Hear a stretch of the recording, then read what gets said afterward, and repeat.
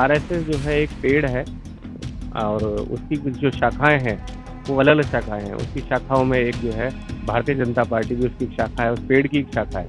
लेकिन political wing जो RSS की जो पॉलिटिकल विंग है वो भारतीय जनता पार्टी है। कहीं ना कहीं मेरा मानना है कि कांग्रेस की बी टीम जो है वो आम आदमी पार्टी है।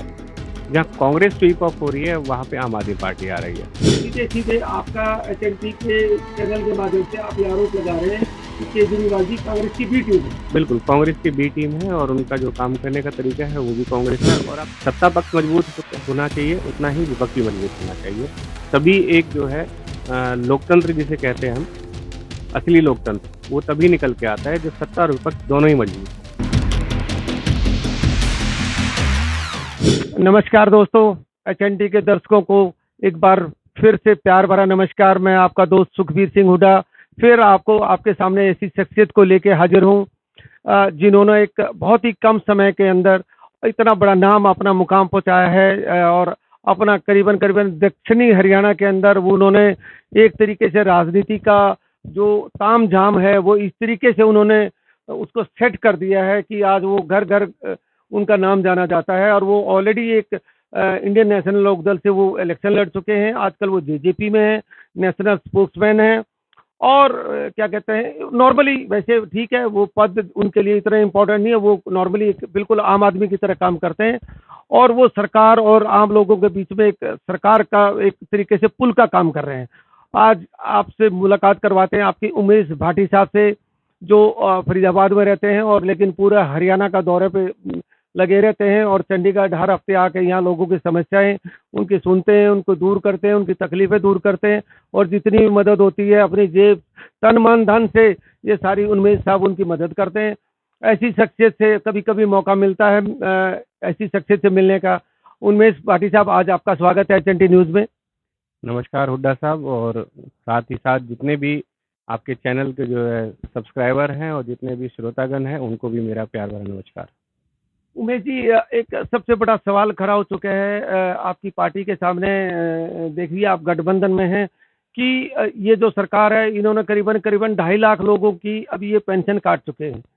जो पेंशन है उसका आप देख लीजिए कि एक बहुत बड़ा मुद्दा बनने जा रहा है। इसके बारे में आपका क्या कहना है? नहीं नहीं, ये एक बहुत ही बड़ा जो है र्यूमर फैला हुआ है, पूरे हरियाणा के अंदर फैलाया हुआ है जबरदस्ती का।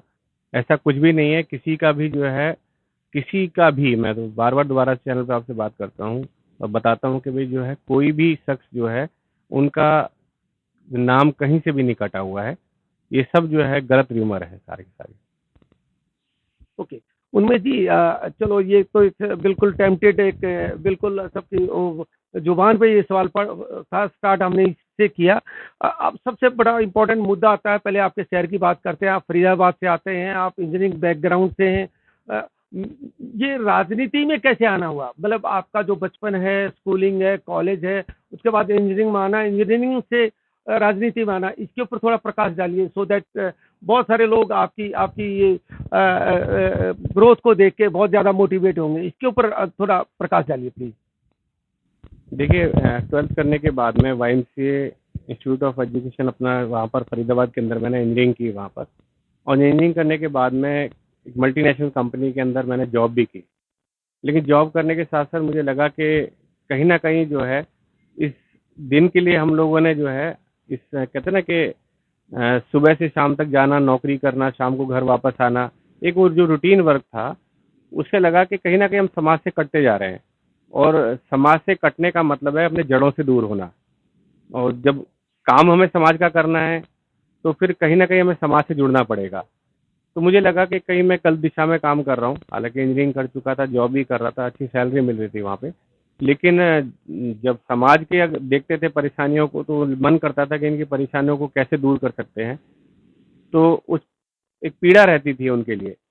उस पीड़ा के चलते मैंने जो है जॉब को छोड़ा। जॉब को छोड़ने के बाद में राजनीति में कदम रखा, क्योंकि फुल टाइम राजनीति में आ गए। बिल्कुल फुल टाइम राजनीति में आ गए। क्योंकि राजनीति के द्वारा हम जो है इसमें, क्योंकि पावर भी है, इसके अंदर पावर होती है तो आप काम करवा सकते हैं किसी के।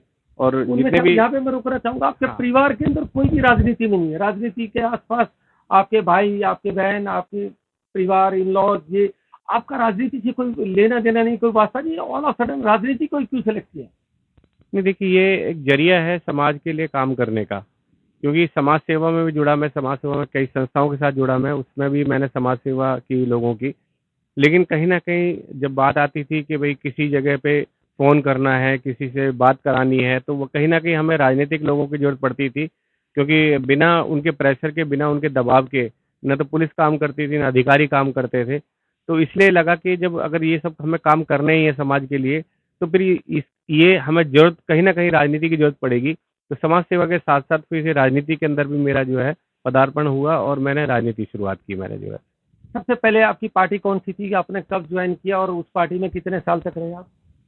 अपने 92 में भारतीय जनता पार्टी मैंने ज्वाइन की थी और लगभग 25 से 26 साल मैंने उसमें बिताए पार्टी के तो साथ। सारी जवानी भारतीय जनता बिल्कुल, पार्टी को दी बिल्कुल। थी। भारतीय जनता पार्टी के साथ में काम किया, आरएसएस में काम किया। उनके साथ लगभग 25 से 26 साल गुज़ारे मैंने। और लेकिन कुछ कारण ऐसे रहे जिन कारणों की वजह से पार्टी को मुझे छोड़ना पड़ा और उसके बाद में मैं इंडियन नेशनल लोकदल में पहुंचा। इंडियन नेशनल लोकदल में मुझे बड़ा प्यार मिला, ओम प्रकाश चौटाला जी का, अभय चौटाला जी का, अजय चौटाला जी का, बड़े सबका दमदार प्यार। तरीके से आपने बिल्कुल, इलेक्शन लड़ा बिल्कुल। और वो फिर हमें पता है। इलेक्शन भी आपके इलेक्शन के मुझे दौरान हमारा विजिट हुआ, देखा हाँ, कि आपने बहुत मजबूती से इलेक्शन लड़ा था वो आपका। उनका प्यार, उनका सम्मान जो है रहा। तो उसके बाद में परिवार फिर वही कुछ ऐसे कारण रहे कि परिवार अलग हो गए और परिवार अलग होने के बाद में मैं दुष्यंत जी के साथ जो जुड़ गया और जननायक जनता पार्टी के अंदर मैं आज जो है प्रदेश में जो है स्पोक पर्सन हूँ, मैं प्रदेश प्रवक्ता हूँ पार्टी का। उनमें जी बहुत आपने ये कहते हैं ना कि भी राजनीति के अंदर भी फूक फूक के कदम रखने चाहिए। मैं वो समझता हूँ अगर आपने 25 साल भारतीय जनता पार्टी में लगाए हैं तो भारतीय जनता पार्टी से आपको क्या मिला? उस पार्टी से क्या मिला आपको?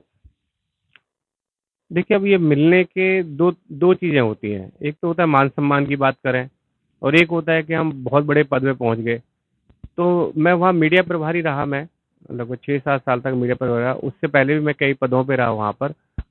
लेकिन एक जो मान-सम्मान है, जैसे इस परिवार ने मान-सम्मान दिया मुझे, उस तरीके से वहाँ भी एक मान-सम्मान मिला, एक परिवार मिला।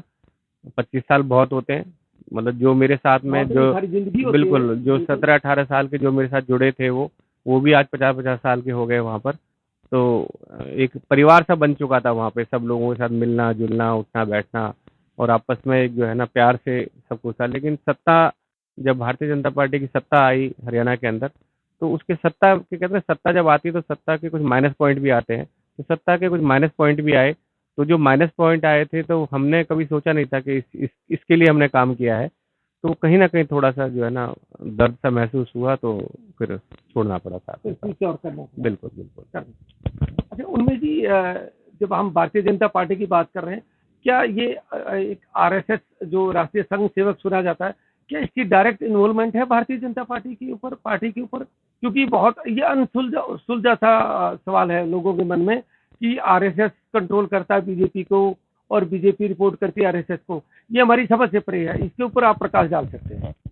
वैसे बेहतर तो अभी जो वहाँ पे कोई पदाधिकारी है वो ज़्यादा बेहतर बता पाएगा, लेकिन आरएसएस जो है एक पेड़ है और उसकी कुछ जो शाखाएँ हैं, वो अलग-अलग शाखाएँ हैं। उसकी शाखाओं में एक जो है भारतीय जनता पार्टी भी उसकी एक शाखा है, उस पेड़ की एक शाखा है। तो ये वृक्ष है, आरएसएस अपने आप में एक बहुत बड़ा वट वृक्ष है, जिसकी एक शाखा, राजनीतिक शाखा, वो भारतीय जनता पार्टी है।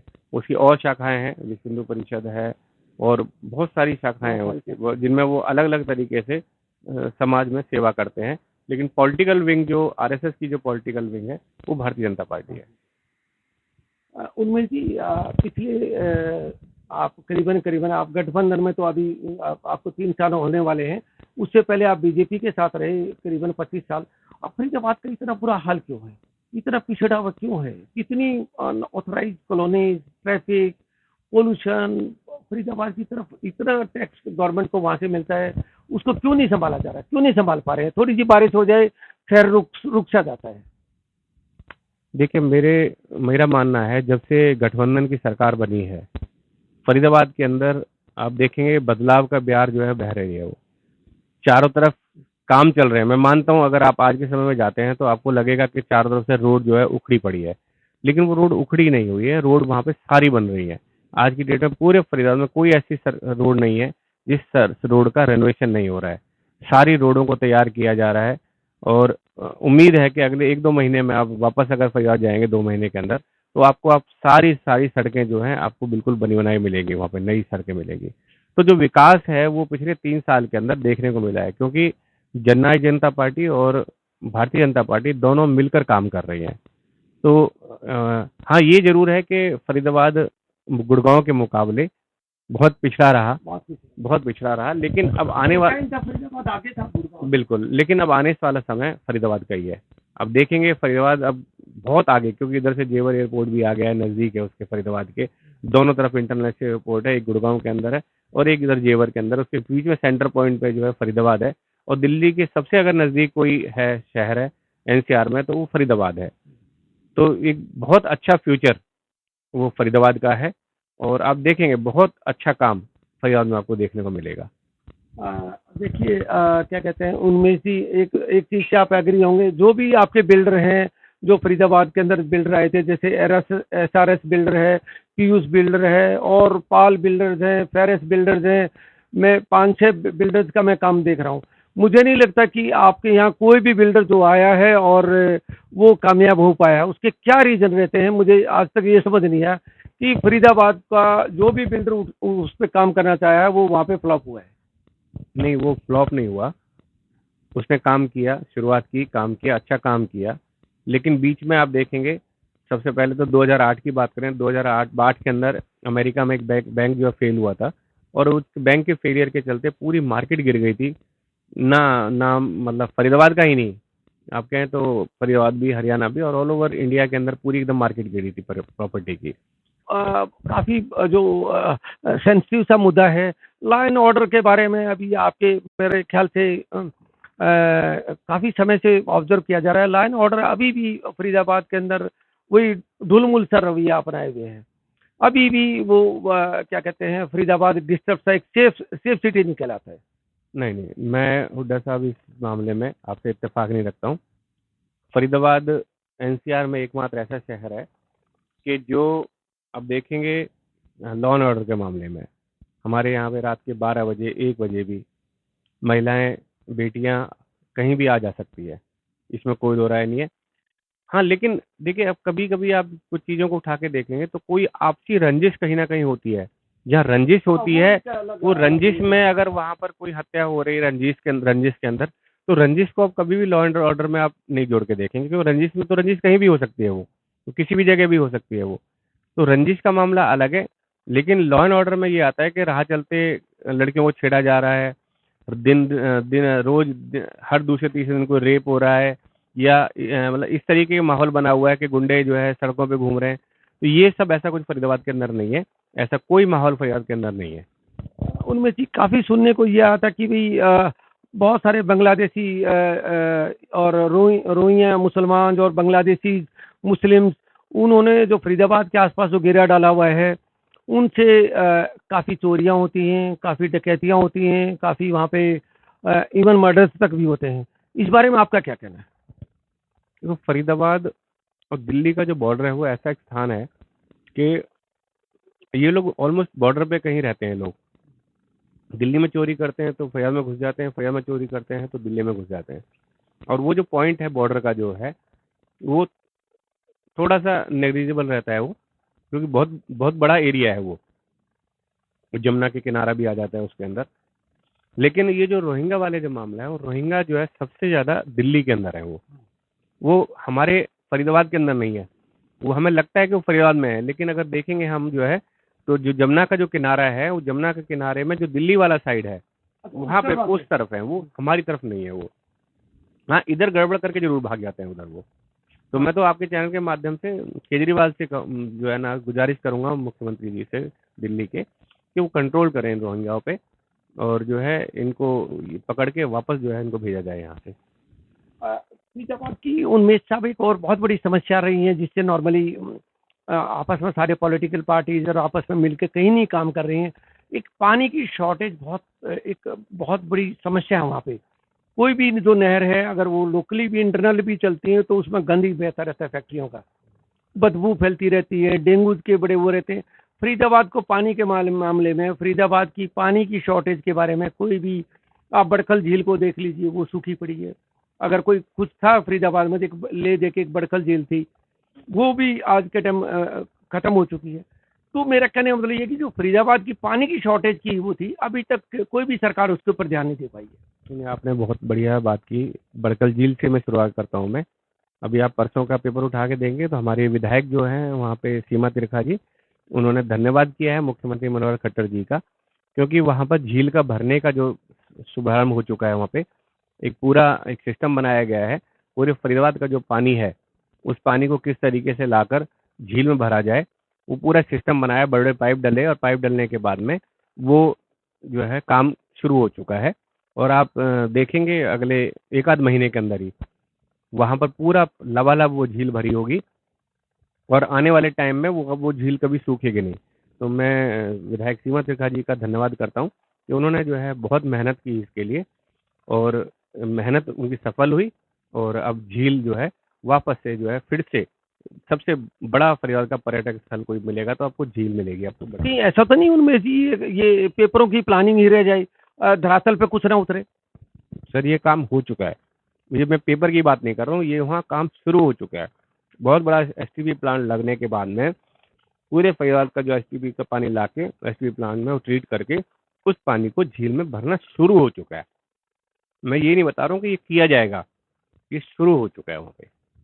उनमें जी एक सवाल मैं आपसे सीधा पूछता हूँ, आपकी कंस्टिट्यूंसी आती है तिगांव, जहाँ से आप इलेक्शन लड़ते हैं और लड़ते रहेंगे, जहाँ के लोग ऑलमोस्ट आपको बाय नेम आपको जानते हैं, आप भी उनको जानते हैं।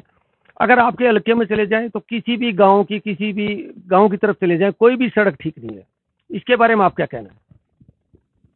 नहीं, मैंने अभी सड़कों का तो आपको बताया अभी आपको कि एफएमडीए के अंतर्गत जो है सारी सड़कों का नवनिर्माण किया जा रहा है। और वो खाली शहरों में ही नहीं, ग्रामीण क्षेत्र के अंदर भी, ग्रामीण क्षेत्र के अंदर भी सारी सड़कों का, जहाँ भी कोई भी सड़क टूटी हुई है उसका नवनिर्माण चल रहा है। और आप 2 महीने के बाद में अगर आप दोबारा से एक बार आप फरियाद का सर्वे करेंगे तो आप खुद अपने चैनल के माध्यम से दिखाएंगे कि सारी सड़कें बिल्कुल नई बनी हुई है वहाँ पे। अच्छा उनमें जी आपकी कंस्टिट्यूंसी पे जाते हैं, आपकी कंस्टिट्यूंसी के अंदर मुझे नहीं लगता कि कोई ऐसा पॉलिटेक्निक इंजीनियरिंग कॉलेज गवर्नमेंट की तरफ से होगा, या इतनी अच्छी आईटीआईज होंगी, या इतना अच्छा कोई मेडिकल कॉलेज होगा, या बड़े बड़े अच्छे सिविल हॉस्पिटल्स होंगे। आपका जो इलाका है उसकी तरफ कोई नहीं ध्यान दिया जा रहा है। मेरा मेरा अपना खुद का मामला है, मतलब खुद की ऑब्जर्वेशन ये है कि तिगांव, अगर फरीदाबाद में कोई पिछड़ा हुआ एरिया है तो वो तिगांव एरिया ही कहलाता है। ना ना, ये ऐसा नहीं है। अगर आप जाएंगे अपने, शायद वो जो इंस्टीट्यूशनल एरिया है नचौली के पास में, आप उधर नहीं जा पाए हैं। वहाँ पर इंजीनियरिंग कॉलेज भी है, मेडिकल कॉलेज भी है, वहाँ पे लॉ कॉलेज भी है वहाँ पर। और मतलब एक नहीं। ये तो प्राइवेट है, ये तो दुकानदारी है, मैं गवर्नमेंट की बात कर रहा हूँ। देखो, गवर्नमेंट के जो है हमारे फरीदाबाद में जो है, जहाँ पर अपना बीके है, वहाँ पर बीके के पास में जो है बहुत बड़ा कॉलेज है वहाँ पे गवर्नमेंट का। और जो नए नए कॉलेजों के लिए वहाँ पर जो है सरकार से जो है गुजारिश की गई है कि भाई वहाँ पर सरकारी मेडिकल कॉलेज खोले जाएं, सरकारी जो है वहाँ पर इंजीनियरिंग कॉलेज भी खोले जाएं। लेकिन वैसे बात करें तो वहाँ सारे, इस वक्त सारे कॉलेज है, लॉ कॉलेज वगैरह सब है वहाँ पे फरीदाबाद के अंदर, वहाँ अपनी तिगांव विधानसभा के अंदर।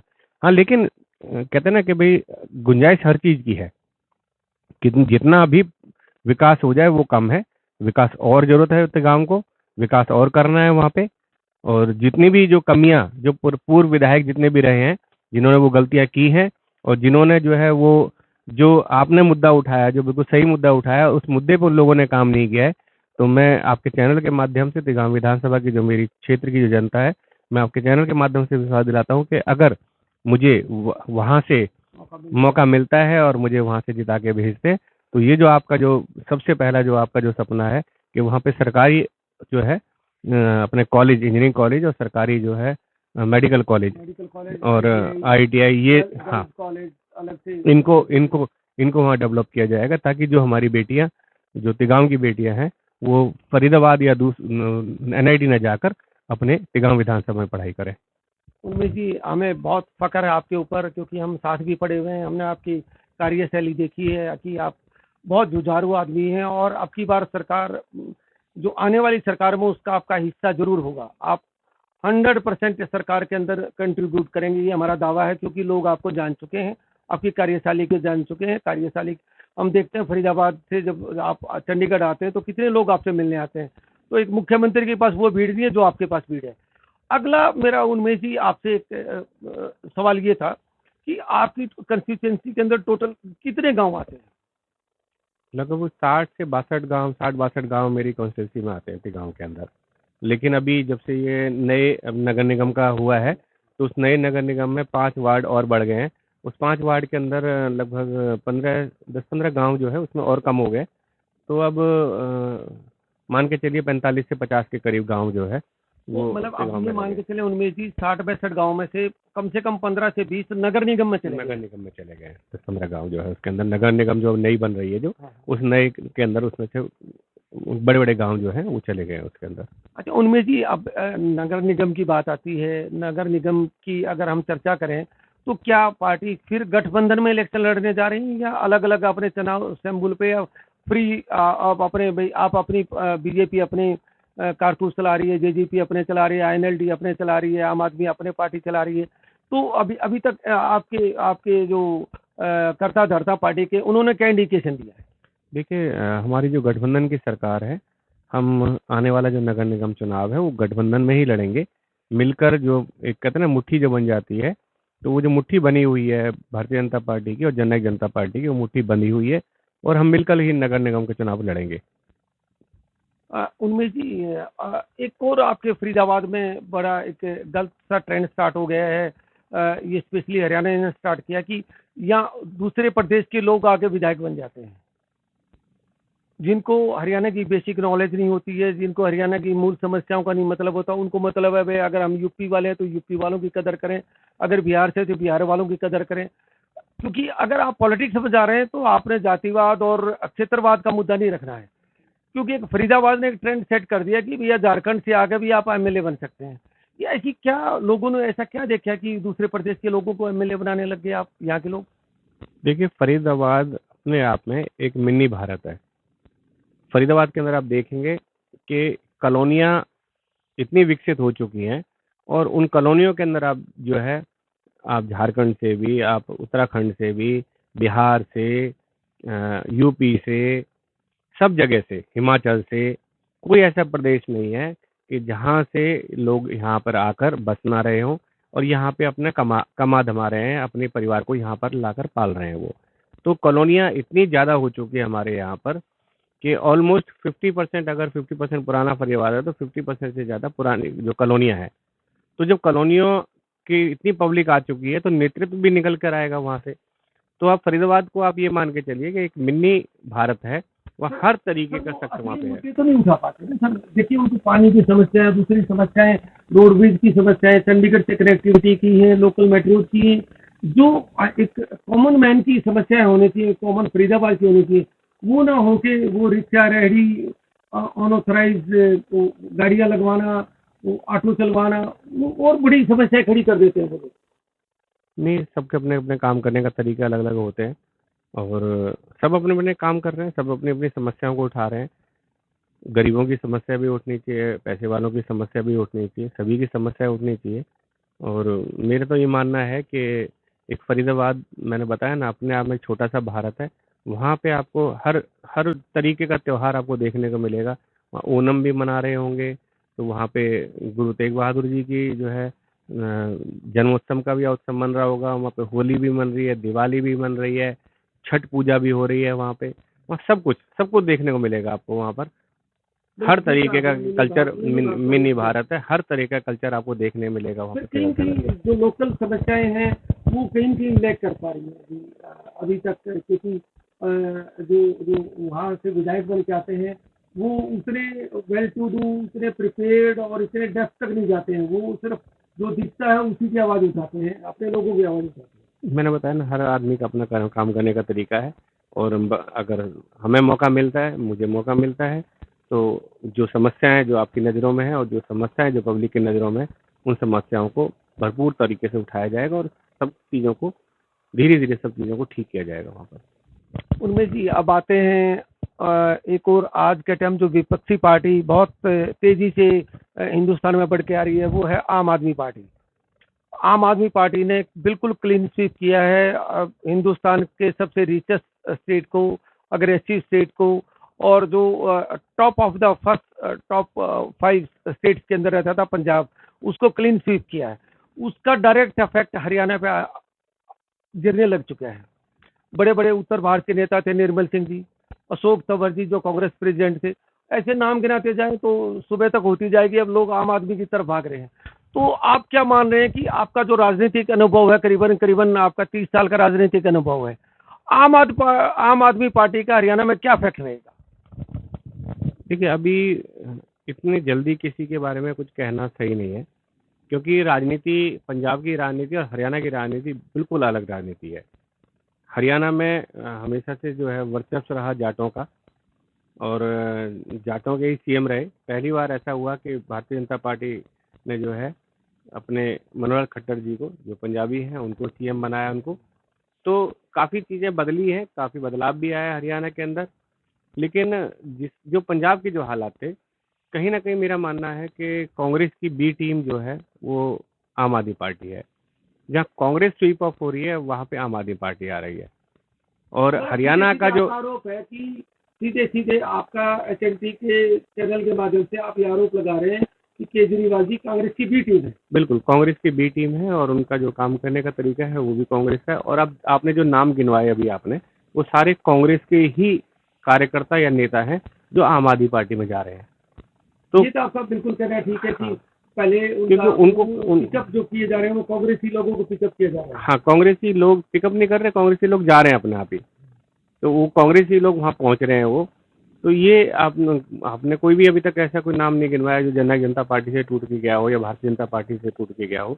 ये सारे वो लोग हैं जो कि कांग्रेस से टूट कर गए हैं। लेकिन क्या स्थिति रहेगी, कहाँ पे क्या रहेगा, मैं अभी तो बहुत जल्दी है इस मामले में टिप्पणी करना। लेकिन हाँ ठीक है, मुबारकबाद उनको, पंजाब के अंदर जो क्लीन स्वीप किया है उसके लिए उनके लिए मुबारकबाद भी है। मेहनत कर रहे हैं, अच्छी मेहनत कर रहे हैं। और अच्छा, जितना सत्ता पक्ष मजबूत होना चाहिए उतना ही विपक्ष भी मजबूत होना चाहिए। तभी एक जो है लोकतंत्र जिसे कहते हैं हम, असली लोकतंत्र, वो तभी निकल के आता है जब सत्ता और विपक्ष दोनों ही मजबूत हों। उमेश जी, देखिए आम आदमी पार्टी इतना बड़ा क्लेम करती है कि उन्होंने स्कूलों के अंदर रिकॉर्ड बना दिए हैं, हेल्थ मोहल्ला क्लिनिक्स, ऐसे उन्होंने बहुत सारे, वो कहते हैं कि जी हमने करीबन 500 लोगों को अरेस्ट करके अंदर डाल दिया करप्शन के चार्जेस पे। तो आपका क्या मानना है कि ये आम आदमी पार्टी, ठीक है आपने आरोप लगा दिया कि कांग्रेस की बी टीम है, अगर वो बी टीम होती तो इस तरह के स्टेप कैसे लेती वो? नहीं देखिए, अगर आप बात करते हैं हरियाणा के अंदर, तो गठबंधन की जो सरकार हरियाणा के अंदर चल रही है, आप दिन प्रतिदिन देख रहे हैं जितने भी यहाँ पर असामाजिक तत्व हैं, उन लोगों को उठा उठाकर जेल में डाला जा रहा है। जो भी कहीं भी कुछ गलत करता है उसको उठा के जेल में डाल दिया जाता है। तो ये प्रशासन का, सत्ता का ये काम है कि अपने यहाँ भ्रष्टाचार को रोकना है, भ्रष्टाचार को बढ़ावा देना नहीं है। तो भ्रष्टाचार को रोकने में अगर कोई कामयाब रही है हरियाणा के अंदर, तो भारतीय जनता पार्टी और जननायक जनता पार्टी की जो टीम है, वो टीम कामयाब रही है। उसी तरीके से ये लोग दिल्ली में भी काम कर रहे हैं। लेकिन दिल्ली में फिर वही बात है कि वो जो काम करने का जो तरीका है, जिस तरीके से आप देखेंगे दंगे हुए दिल्ली के अंदर, अब फिर दोबारा से दंगा हुआ है ना, तो ये कहीं ना कहीं जो है ये आम आदमी पार्टी का जो फेलियर है वो दर्शाता है। और आप बच नहीं सकते, आप ये नहीं कह सकते कि जी पुलिस मेरी नहीं है, ये मेरा नहीं है, वो मेरा नहीं है। आप इन सब चीज़ से आप नहीं बच सकते कि भाई दंगा हो गया तो मैं क्या कर सकता हूँ, पुलिस मेरी नहीं है। अरे आप सत्ताधारी तो आप ही हैं, सत्ता आपके पास है, विधायक आपके, सब कुछ आपका वहाँ पर, तो आप इस चीज़ से बच नहीं सकते। लेकिन मैं हाँ हरियाणा की बात करूंगा कि हरियाणा में ये दोनों ही पार्टी मिलकर, जननायक जनता पार्टी और भाजपा मिलकर बहुत अच्छा काम कर रही है, और किसी को भी बख्शा नहीं जा रहा है यहाँ पर। उन्मेश जी, देखिए बिल्कुल आप जो कहना है कि बहुत अच्छा काम कर रही है, इसको मैं आपकी इस बात को आगे बढ़ाते हुए मैं इसको आगे लेके चलता हूँ। आप करीबन करीबन ऑलमोस्ट 3 साल हो गए इस गठबंधन की सरकार को काम करते हुए, अभी तक ये नौकरी ही नहीं दे पाए। अगर कोई इनका टेस्ट आता है तो वो लीक हो जाता है, और लीक होने के बाद उसके बाद उसकी सेकंड डेट नहीं आती है। इन्होंने फॉर्मों से इतना पैसा कलेक्ट कर लिया है, पता नहीं है किस तरह लोग, हरियाणा के लोग, हरियाणा के बच्चे, लड़के लड़कियां सब मायूस हो चुके हैं कि अप्लाई करेंगे या तो लीक होगा, लीक होने के बाद उसके बाद नंबर नहीं आएगा। ये हो क्या रहा उन्नीस साहब? देखिए, हर चीज़ को देखने का अपना नज़रिया होता है। अगर एक गिलास के अंदर आधा पानी है तो हम उसको आधा गिलास भी कह सकते हैं, और उसको हम आधा गिलास भरा हुआ भी कह सकते हैं। कि ये आधा गिलास भरा हुआ है और ये कह सकते हैं हम आधा गिलास खाली है। अगर हम देखेंगे ये जो लीक करने वाले जो लोग हैं, इनकी जड़ें कांग्रेस के समय से इतनी मजबूत हो चुकी हैं, इनका इतना बड़ा रैकेट फैला हुआ है कि हर बार ये पकड़े जाते हैं, लेकिन फिर एक नया रैकेट उभर के आ जाता है। अगर उससे पहले कांग्रेस की बात करते हैं, कांग्रेस के समय में तो पेपर लीक हो जाते थे और पेपर लीक करवाए जाते थे, होते नहीं थे, करवाए जाते थे, ताकि जिन लोगों से पैसे लिए हुए हैं उनको कैसे किस तरीके से ओबलाइज किया जाए और उनको ओबलाइज करके उनको नौकरी दी जाए। लेकिन अब जो सरकार चल रही है उस सरकार के अंदर ये ओबलाइज का मतलब ही नहीं है। तो अब उसके लिए क्या है कि उन लोगों को काम चल रहे हैं तो उनको पकड़ रहे हैं वो लोग। अब जब पकड़ रहे हैं उनको, पकड़ के जेल में डाल रहे हैं उनको, तो देखिए जब चीजें बदलेंगी तो उसका थोड़ा बहुत इम्पैक्ट पड़ता ही है। अब उसमें बहुत एक आसान तरीका है, कोर्ट में जाके एक रिट दायर कर दीजिए, वो चीजें फिर होल्ड में आ जाती हैं। और कोर्ट हमारे यहाँ पे सर्वोपरि है, हम उसके विरोध में नहीं जा सकते। लेकिन फिर भी बहुत चीज़ों को ठीक किया जा रहा है और ऐसा नहीं है कि मतलब भर्ती नहीं हो रही। लाखों बच्चों की भर्तियां जो है हुई है, पिछले अगर रिकॉर्ड उठा के देखेंगे अब तो बहुत भर्तियां हुई भी है। उनमें से देखिए लाखों तो नहीं, खैर ये है कि लोग निराशा के माहौल में जी रहे हैं एज फार नौकरी इज कंसर्न।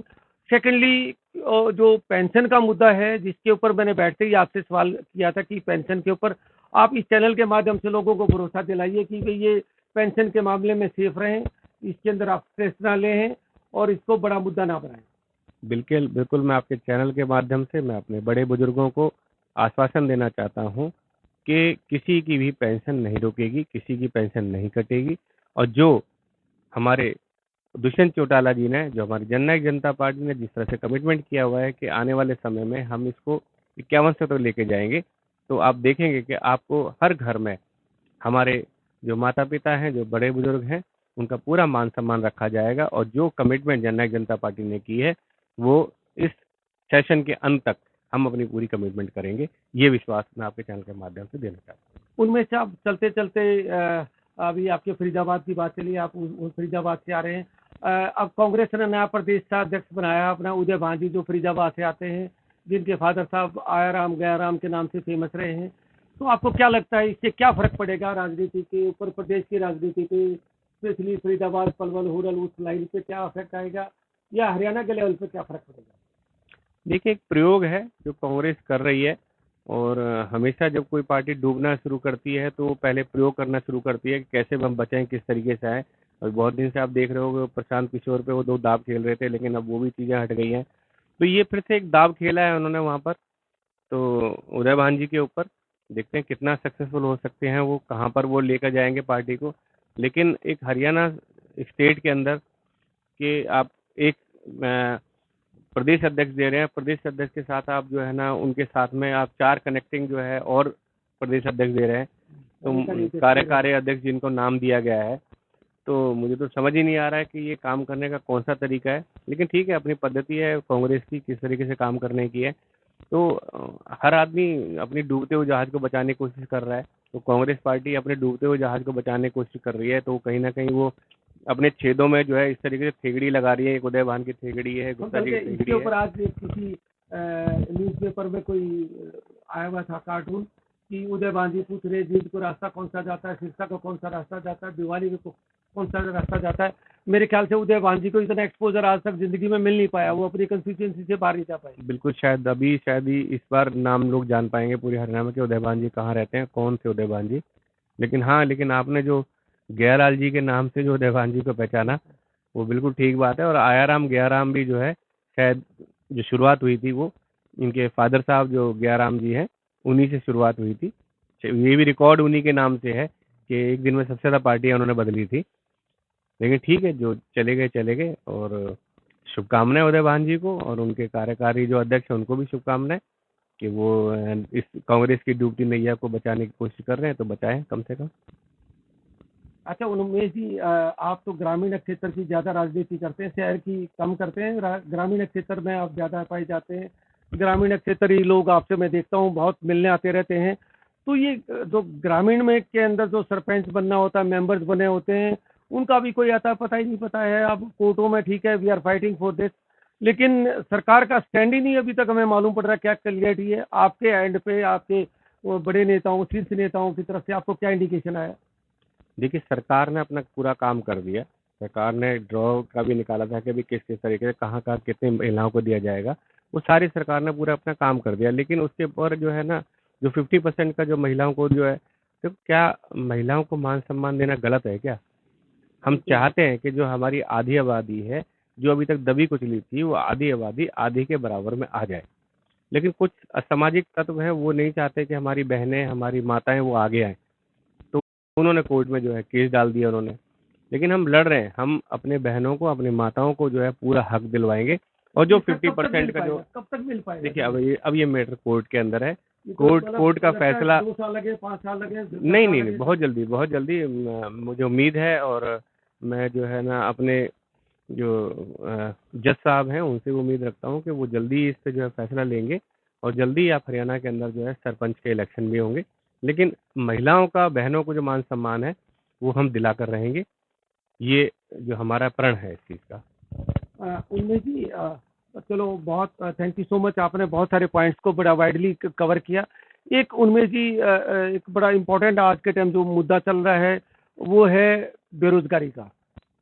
अब देखिए, आप लोगों ने ये कहा था कि भी 75% हरियाणा के बच्चों को फैक्ट्रियों के अंदर नौकरियां मिलेंगी। आपके उस वायदे का क्या रहा और वो वायदा आज के टाइम कहाँ पे खड़ा है और किस स्टैंड के ऊपर है वो? देखो, हमने वो वायदा पूरा किया, हमने कानून बनाया उस पे। और जो हमने कहा था हम लोग उसके लिए लोगों ने आपकी तारीफ की? करके हमने जो कहा वो करके दिखाया। हमने कानून बनाया और कानून को भी अब जिस तरीके से, देखिए, हमें दोनों ही वर्ग को साथ लेके चलना है। हमें जो हमारे जो इंडस्ट्रिस्ट हैं, हम उनको भी साथ लेके चलना है। और हमारे वो जो वर्ग जिनको नौकरी चाहिए उनको भी साथ लेके चलना है।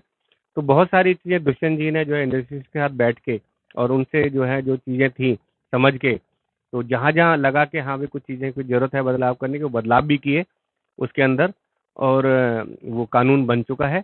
लेकिन जल्दी ही वो लागू भी होगा, सब सारे काम होंगे और शुरू भी हो चुके हैं उस पे काम जो है।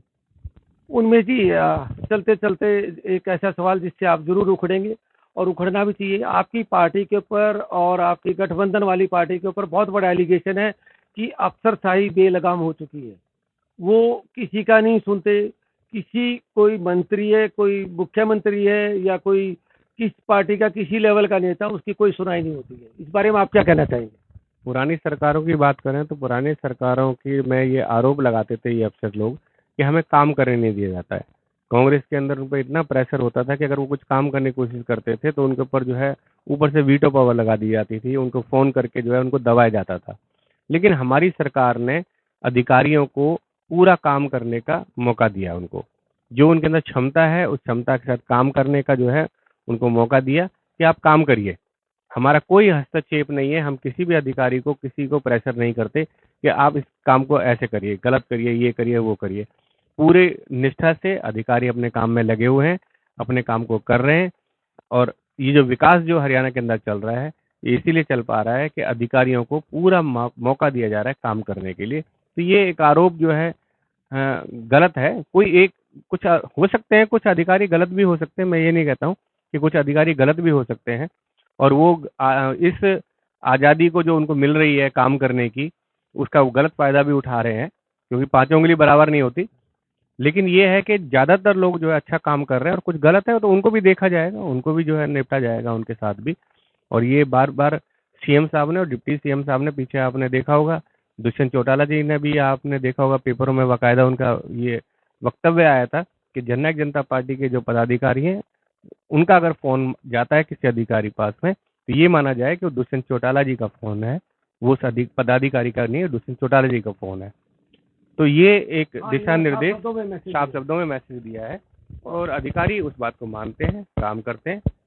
सही काम के लिए हम लोग फ़ोन करते हैं, गलत काम के लिए हम फ़ोन भी नहीं करते। सही काम के लिए फ़ोन करते हैं और वो काम करते हैं वो लोग। चलो, सही और गलत तो ये लोग डिसाइड करते हैं। हाँ। क्योंकि किसी के लिए सही हो सकता है, किसी के लिए गलत हो सकता है। उनमें जी आपकी सरकार ने एक बहुत बड़ा अजीब रिकॉर्ड बनाया है।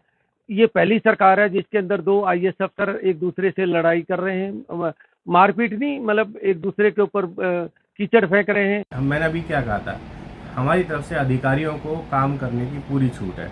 उन्होंने खुद, आपने देखा होगा, दूसरे जो आईएएस ऑफिसर ने खुद अपने आप पे कहा कि मेरे पर जो है सीबीआई का जो है, उन्होंने अपने लिए कहा कि सीबीआई का जो है मेरे पर जो है केस मेरे पर बनाया जाए और मेरे से पूछा जाए कि क्या इसके अंदर है, सारा कुछ उन्होंने बोला, खुद बोला उन्होंने।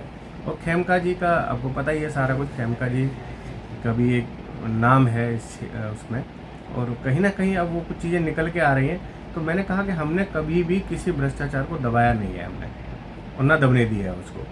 चाहे आरोपी कोई भी हो, किसी के विरोध में हो, किसी का भी कुछ भी हो, चाहे वो IAS ऑफिसर है, किसी लेवल के हैं, लेकिन उनको किसी को भी नहीं, सही बात है, किसी को दबाने की कोशिश नहीं की। ये एक्सपोज हुआ है सारा चीज़ों को एक्सपोज किया जा रहा है। हम किसी चीज़ को दबाने की कोशिश नहीं कर रहे कि भाई दबा दो इस चीज़ को, क्योंकि IAS ऑफिसरों का मामला है, क्या होगा, लोग पार्टियों पे आरोप लगाएंगे। आपने जैसे अभी आपने भी एक आरोप लगाया, लेकिन नहीं, जो चीज़ें वो निकल के आनी चाहिए सबके सामने कि कौन गलत है कौन सही है, चाहे वो किसी लेवल का भी आदमी है, उसको बख्शा नहीं जाएगा। सर ऐसा सुनने में आया कि गुजरात में तो लोकल गाड़ियों के ऊपर, अगर आप गुजरात में हैं और गुजरात की आपकी लोकल नंबर की गाड़ी है तो उसके ऊपर कोई ना स्टेट आपको टैक्स लेता ना NHAI टैक्स लेता है। हमारे यहाँ भी अभी देखिए जो नया अभी बन रहा है, एक जो है पलवल से पहले जो बन रहा है, जो वहाँ भी 20 किलोमीटर का दायरा रखा गया है। 20 किलोमीटर के अंदर जो है आपका पास बन जाएगा और आप आराम से आ जा सकते हैं।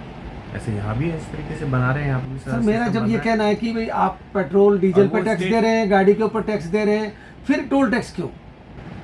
मैंने बताया ना आपको, रीज़न बता दिया आपको। देखिए कार्य भी जरूरी है, और जो समय रहा है 3 साल का, पिछला 3 साल का जो समय रहा है, अब देखिए आप बांग्लादेश के अंदर देखिए कितना मारामारी हो रही है, अब पाकिस्तान के अंदर देखिए कितनी मारामारी हो रही है, लेकिन यहाँ पर उनके मुकाबले 10 गुना कम यहाँ पर, वहाँ पे 1000 के मतलब लगभग 1800, 2000 या 2500 तक के सिलेंडर के मतलब जो है भाव पहुँच चुके थे वहाँ पे। लेकिन हमारे यहाँ पे आज भी 800-900 का भाव है सिलेंडर का।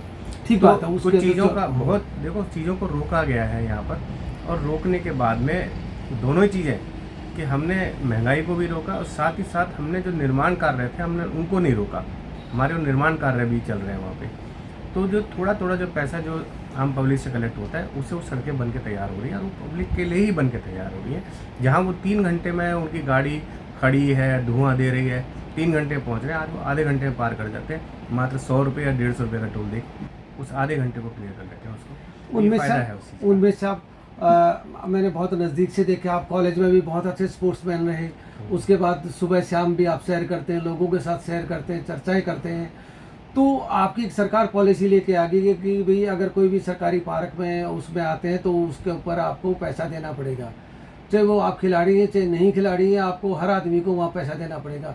ये तो एक तरीके से वो कहते हैं ना, राजाशाही के अंदर जो मुंह से बोल दिया वही कानून है, फिर सरकार उसको वापस लेती फिर रही है, फिर अपना फीस छुपाती फिर रही है। ये मसला क्या है? हुड्डा साहब अपडेट है, कोई पैसा नहीं लिया जा रहा कहीं पे किसी के साथ में। वो सारी चीज़ें जो है वो वापस हो गई। कुछ गलतफहमियाँ थी, वो गलतफहमियाँ दूर हो चुकी हैं, और ऐसा कुछ भी नहीं है, कोई भी किसी से रुपये नहीं ले जाएगा कहीं पर। ये मतलब आप इस चैनल के माध्यम से सबको, हर किसी को श्योर कर रहे हैं? श्योर कर रहा हूँ मैं, और ये सबके सामने आ भी चुका है, वापस हो चुका है।